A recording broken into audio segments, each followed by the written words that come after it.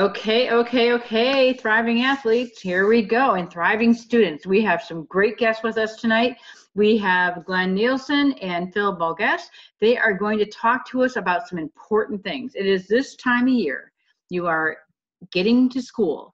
You are walking in those doors. You are in your room and you are all ready to go in your dorm room. And you find out, oh my gosh, I don't have enough money. What am I going to do? You walk into financial aid and they say, here, sign this paper. Sound familiar, anyone? Right? That's what happens. So Glenn, let's start out with you. When they're asking to sign that paper, that financial aid loan, let's talk about that. Simple terms, what's a loan? Okay. Well, a loan is just that. It's a loan. I am going to give you some money so that way you can use it. Well, actually, I'm not going to give you the money. I'm going to temporarily give you the money so that way you can use it for, in this case, for college. Okay. But because I'm so nice and I'm giving you this money, you have to pay it back plus interest. Typically, student loans could be anywhere from 2 to 5%, depending upon credit and all that. But so if I give you $10,000 at 2%, you're going to pay me back the $10,000 times the 2%, which would be what? Anyone? I feel like Ferris Bueller's, So $10,000 times 2% would be $200, right? $200, right. So you would pay me back $10,200. You would have X amount of time to pay that back. Whether it be 2 years, 3 years, whatever we decide on. Okay. Now, Phil, I just turned 18 yesterday. How can I sign this piece of paper? They're telling me I have to sign it. What legal things do I have to deal with since I just turned 18 yesterday? Well, in most states, you're considered an adult at 18. So once you're an adult, you can enter into a legally binding contract, which a loan is, the note and obligation to repay the debt. And that $200 isn't good forever that Glenn was talking about. That's going to be a per year, and it's going to go up a little bit as your balance goes up. Not just hey, I'll pay it back in 10 years for $200. No, that's every year that you're paying it back, and probably slightly more by the way it compounds. Right. Okay. Now, one thing I forgot to do before we started, Phil and Glenn, please introduce what you guys do so everyone understands why I'm asking you these questions. Phil, why don't you go first? Tell us who you are and what you do. So who I am and what I do. Well, I do everything. Basically, I just take care of problems for people. But usually it's as a lawyer, but there are many other areas where I will provide a lot of assistance to individuals, business owners, and whoever else needs some guidance along the way, because there's a lot of pitfalls out there that you're going to run into. And we'd rather have some way to deal with them rather than just fall into things because we don't know what we're doing. Well, I just have to do this, so you do it, because there are always alternatives. And the more you're ready in advance, the more you're ready to take a better alternative rather than falling into some dire need when you're in some situation at the last moment. Makes sense. And for all that, for everyone to understand all that information you just gave us, Phil is a lawyer, and he's a good lawyer, and he knows tons of stuff. And that's why I've asked him on here, and I think you're going to find great value from Phil. Okay, so Glenn, let's hear about you. Okay, well, like Mary said, my name is Glenn Nielsen, and I'm the financial ref. That's why I got the ref shirt on. Now I'm here to blow the whistle on your finances, and tonight we're going to blow the whistle on college debt. You got it. Wonderful. I am so excited because I just want to kind of review this, because everyone's moving in this week, and they're going into their dorm rooms and they're in panic mode because they don't know what to do, because all of a sudden their loan didn't come through or their scholarship didn't come through, and financial said, if you want to stay at my school, you have to sign this piece of paper. All right. So I'm there, I'm crying my eyes out to my mom and dad. I'm like, they won't let me stay until I take this loan. Okay, what if mom and dad say, just take the loan so you can stay, we'll pay it back at the end of the year? Can I do that? Actually they can. And it's funny you should like come up with this example, because I remember I went to Western Illinois University many years ago, graduated 93. Mm-hmm. And my senior year, I did have some grants, but I also had some student loans. Not nearly as much as what everyone else has to go through nowadays. But anyway, Mm-hmm. there was one grant that they took away or something. It's a long story. It wasn't my fault, but whatever. Mm-hmm. They basically took it from me and they gave it to someone else, so I had a shortfall. So they basically said, well, you have 1 week to get the money in, Whoa. or either that or you have to sign or get a student loan. Well, the problem was back then you could only have one student loan, Mm-hmm. and that was it. And I already had my money for the year. So I'm like, okay, now what am I going to do? So the only option we had was my parents took Mm-hmm. out what was called like a plus loan at the time. Mm-hmm. And so now it was on them to pay it off at like 3 months. You know, they gave like a 3-month deferment from the time we signed the papers. So they didn't even give me a chance to say, hey, wait a minute, I want to pay for this. Right. So long story short, my parents took the loan out for the rest of that year. So then that way I can finish my schooling. And ultimately I paid that loan anyway. Mm-hmm. Even though they started making the payments, and after I graduated, I was making the payments and I paid them off and all that stuff. But, Wow. but yeah, I mean, they kind of had me in a tight spot, and that's really the only thing you could do. Right. Now, Phil, here's a question. If your parents take out a loan for you, for your school, but they take it out, who's responsible for that loan?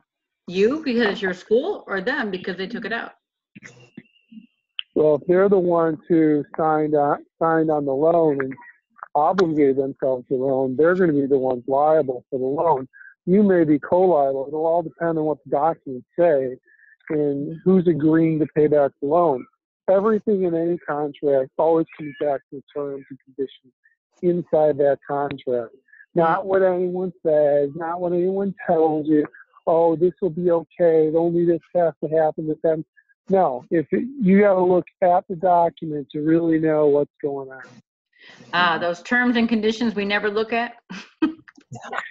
Exactly. When you got that 30-page document you don't read, it's all in there. Tells you everything out there: the penalties, late fees, interest charges, whether or not you can prepay things or you have to pay it off as is, or there's a prepayment penalty, who's obligated, because it could be more people. They could obligate all sorts of people if they wanted to, and everyone signed off on. Obviously, everyone has to agree to it. Right. Now, Phil, here's another question. What if the school says you have to leave right now because you can't pay your $5,000? You legally have to leave, right? I suppose it depends what's due and when it's due, and what you can negotiate out with the school. I mean, if you were getting a loan for the year and it was, obviously wasn't paying that semester's tuition and room and board, you should be fine until then because you cover your current expenses. Right. But if you can't cover your expenses now and there's no way to get the money, I don't know how you'd ever claim that you could stay. Right. Exactly. I think it's good hearing from a lawyer, because a lot of times the kids will say to me, oh, they're not going to kick me out. They want me to stay. Don't worry about it. They're not going to, kick me out. But, legally, you're right. If you can't pay for your bill, you got to go. Now, Glenn, if someone said, okay, you have to come up with so much money by a certain amount of time, give a real quick example of what are some savings kids can save, like what maybe they take away. They don't, I don't know. I mean, I know some of these questions I'm asking may be simple to you guys, but we're talking to 16, 17, 18-year-old, 19-year-old. I mean, simple things. Don't have your Starbucks. Use the food at the cafeteria. Don't go grocery shopping. Or do you go grocery shopping, not use room and board? I mean, any suggestions on that, Glenn, to help them do a little bit of savings? Yeah, well, I know for me, when I was in college, and I actually still practice this to this day, Mm-hmm.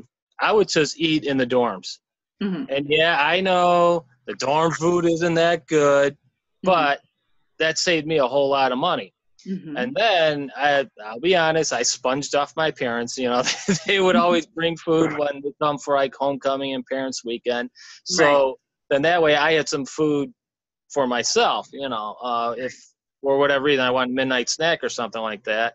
Right. And I know, like for instance, at Western and a lot of the other state schools like Eastern, Northern, all that, Mm-hmm. they actually have meal plans, where you have your set meals, but then you have points, Right. and you can use some of those points for like the snack bar or, you know, whatever the case may be. Right. And I would say try to limit your eating out and your Starbucks and everything. Mm-hmm. If you need your Starbucks, you can actually, and correct me if I'm wrong here, Mary, but you can actually buy like Starbucks coffee beans and just make it at home. Yeah. Make it in your dorm room, okay? Or get a Keurig machine and just use the Keurig, you know, whatever's good for you. Because then instead of spending $5 for that Yakamoko Hoko Hoko, you know, you say, oh, big deal, it's only $5. Well, let's say you get it just one a day, and let's say you only do it like during the week, you know, like Monday to Friday. Well, that's 5 times 5, if my math is correct, that's 25. Right. Times 4, that's $100 a month. Right. And that's only if you go once a day. And I know some people, they go like 2 and 3 times a day. So right there is a huge savings right there. Right. Try not to eat out that much. And I know also sometimes, well, like for instance at Western, I'm just talking about Western because that's what I know for sure. No problem. They may have a lot of activities that you can do on campus, like at the student union, for instance, and it's for free. So you could go see a movie for free or like $1 or whatever. Right. So then once again, that's going to save a lot of money there instead of going into town and paying the $10 or whatever. They're going to charge you. Exactly. Now you brought up some really good points about mom coming in or mom and dad coming in for homecoming, going into town. Phil, that when he says stuff like that, it puts me in a big alert. What happens if I go into town and get crazy drunk and I can't get home and end up, you know, on the middle of the street sick, and I just turned 18 years old, and all this is happening, and I have no money because mom and dad took my money away. What happens? Legally, who is going to pay for my bill to go? Who's going to take me to the hospital? Who's legally going to do all that? Well, if you have to go to the hospital, I mean, I remember back when I was at college, there was this girl who got a little too drunk, and we literally had to carry her to, like, across campus to get her to her hospital, an ambulance to take her to the hospital. You know, she was gonna get the bill. You know, hopefully some health insurance is going to cover that ambulance ride because they're expensive. And then, you know, you end up in the doctor, and you know all that's going to come through. You know, you're going to be the responsible party on it. It might hit some insurance first. Mm-hmm. And some schools have some health insurance built in the tuition at some places. At least they used to. But you know, ultimately, you're going to be responsible for that bill. And you know, what's even the scarier part is if mom and dad end up calling in to see if they see how you're doing, and you're unable to give the doctors and the health staff at the facility permission to talk to them, they're not allowed to, because HIPAA protects your private health information, and you have every right to keep it private. And if you can't give permission, they're not allowed to tell anybody anything. So they're freaking out back at home. I don't know. My daughter, she's still got many years left, but she wants to go down to Auburn. And so I'm like, I'm up in the Chicago area. That's down in Alabama. I'd be freaking out not knowing. And because, I mean, it's going to take me 2 days to drive down there to make sure she's all right. Exactly. So Now, it's a what if scary thing. covered on my insurance though, Phil? She's not yet 26. She's covered on my insurance. Does it still apply? Well, after the fact, I suppose you can look at the bill and look at what was the explanation of benefits since you get access to it. But at the time, no, they can't release that information to you. Wow. Okay, so Which doesn't do you any good when it's important and needed. You Right. want to do, all right, after the fact, oh, look what happened here is all you get. wow, that's pretty amazing. So I'm just going off to school. I'm in my dorm room. I'm getting kicked out. I'm going to go sign papers because I don't know what else to do to get money. And I'm going to go out partying with my friends because I'm so mad. So we have 2 ways of them getting in a lot of trouble the first couple weeks of school if they don't really take the time to listen to this video. Okay. So I'm sure they can find a lot more ways than that. I'm sure But they can. that's what we're talking about now. I'm sure they can, and I'm sure they will, including on top of these. And not everyone goes out partying anymore. I mean, it's a little bit different world than when we were younger. Kids are really careful. But there are things they could do that would be stupid. Messing up a dorm room, having, causing, damage or whatever it might be. Those are things that, so one thing I wanted to do, I know that I just want to kind of start this out by saying to everyone, this is going to be something that we're going to do regularly because I think it's really important that we hear financially and legally what's going on. Phil's going to be on, we said Wednesdays at 8, right, Phil? I think we're both going to be on the first Wednesday of the month at 8.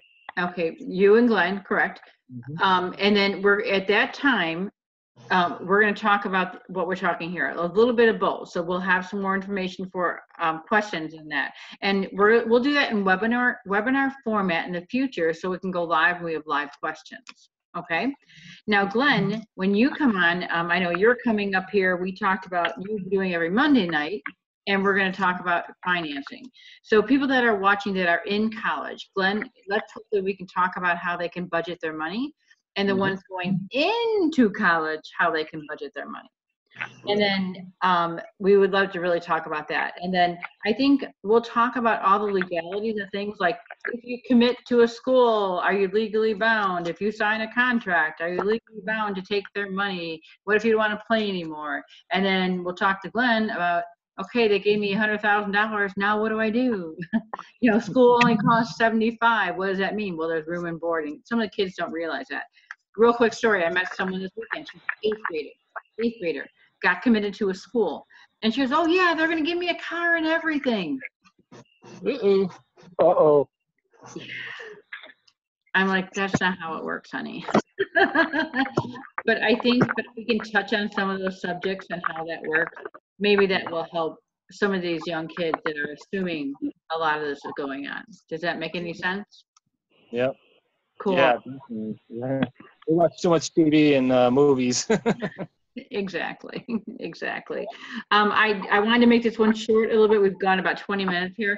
Any last comments really quick before I'm going to go ahead and post this on Facebook for everyone to see in the group. And then you guys feel free to comment from there. But any comments you want someone to take away right now, those college kids that are moving in this week, what is one thing we can tell them and give them how they can find you and reach you guys? Go ahead. Phil, go ahead and go first. I think it's just be smart. Think about what you do before you do it. I mean, I know you're out there having fun, and you should be. Right. But, you have to be smart in what you do. Everyone's situation is different. So what you're running into is different. The decisions you're going to make, why you're going to make it, is going to be different with each person. You just have to go through and kind of figure out what's best and get whatever help you want and need along the way. No one's I doubt anybody going to school is an expert on any of these things, so it can't hurt to get some good advice to help you get through so you don't have any unintended consequences later when you say, holy crap, what did I do back when I was a freshman? Now I'm buried under something, whether it's, Right. you know, debt. I mean, usually it's all money issues, but, you know, even other things you could do and get yourself in trouble somehow. Right. Posting stupid pictures on the internet and having an impact or getting a job or whatever else. Right, right. Good point. Phil, and then we can talk about this again, but I would love you to mention about offering people to know more about how they can get a hold of you to get that power of attorney in case someone is ill. Yeah. Sure. So what I'm offering to all these college-age students is I will get you a healthcare power of attorney. Mm-hmm. Talk to your parents about it. Have your parents call or email me. Mm-hmm. All my information's on my website. I have a Facebook page. My website's lawtpb, that's tompaulboy.com. Mm-hmm. And my phone number is 630-429-9650. Cool. And then when we put this live, when I put this on Facebook, please make sure you mention that in the comments too. Okay, great. All Okay. right. And now, Glenn, real quick with yourself. Okay. Can you give a last tidbit of you think is important for them to know, and how can they reach you, etc.? Yeah. I would say, you know, much like Phil, enjoy the experience now. You know, you're only going to college one time, Right. but be smart about it. Watch your money, because if you don't, your money could like be gone like that, and now you're like, oh no, now what am I gonna do? Right. So to just be careful of how you're spending your money. And you know, you can reach me. I do have a Facebook group. It's called Winning the Money Game with the Financial Ref. Okay. So you could join my group. My cell phone is 773-339-6499. Once again, that number was 773-339-6499. Or you, like I said, you could join my Facebook group, Winning the Money Game with the Financial Ref. Marvelous, marvelous. Thank you, guys. You guys were really wonderful. Again, I'm Mary Ziola Vega with Thriving Athletes, helping college-bound athletes graduate with little or no debt and doing it the right way. And that's why I had Phil on here, who's a lawyer, and I had Glenn Nielsen on here, who also can help us financially. We're looking forward to talking to you guys every week. We're going to get you guys all the information we possibly can, so that way you can go to college, or if you're in college, continue college, feeling that you know you have a little bit of knowledge under your belt. Thanks a lot, guys. I really appreciate you guys coming on, and we will be talking again very, very soon. All right. You guys have a great night. Thank you for having me on, Mary. You're welcome. Thanks, guys. Thanks. Thank you. Bye-bye now.